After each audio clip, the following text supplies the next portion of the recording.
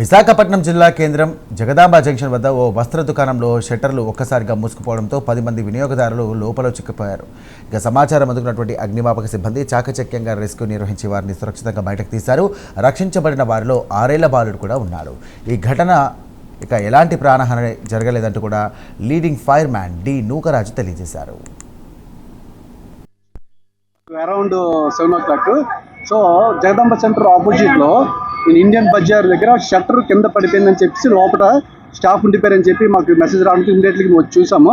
చూసరికి shutter పైనుంచి కిందకి break అయిపోయి కిందకి వచ్చింది అన్నమాట కంప్లీట్గా. సో మేము వచ్చిన తర్వాత చాలా ట్రై చేసాము. అది పైకి లిఫ్ట్ చేయడానికి కొంతవరకు లిఫ్ట్ చేసాము. సో ఈ లోపు మెకానిక్ని పిలిపించి ఆయన సహాయంతో మా ఫైర్ సిబ్బంది సహాయంతో షట్టర్ను పైకి లిఫ్ట్ చేసిన తర్వాత ఇద్దరు కస్టమర్స్ రిమైనింగ్ స్టాఫ్ అందరినీ కూడా సురక్షితంగా బయట తీసుకొచ్చామండి. ఇందులో ఎటువంటి ప్రాణహాని కానీ ఎటువంటి ఇంజురీస్ కానీ ఏమీ లేవు. సురక్షితంగా అందరూ బయటకు వచ్చారు. సో అదే వాళ్ళకి గైడ్ చేసాము. ఇంత లాంగ్ షట్టర్ పెట్టుకోవడం వల్ల ఇలాంటి ప్రమాదాలు జరిగితే అన్ఫార్చునేట్లీ ఏమైనా జరిగితే కనుక ప్రమాదం సంబంధించే అవకాశం ఉంది.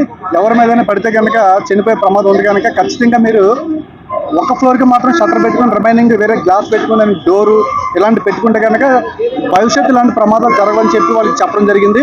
సో వాళ్ళు కూడా ఇమీడియట్లీ నేను అపాయింట్ చేస్తాను చెప్పారు. Jagadamba centre readymade shop bearing loose అవ్వడం వల్ల షట్టర్ స్లిప్ అయిపోయింది. లోపల మనుషులు ఉన్నారు. అగ్నిమాపక దళానికి ఫోన్ చేస్తే వాళ్ళు వచ్చి సహాయం చేశారు.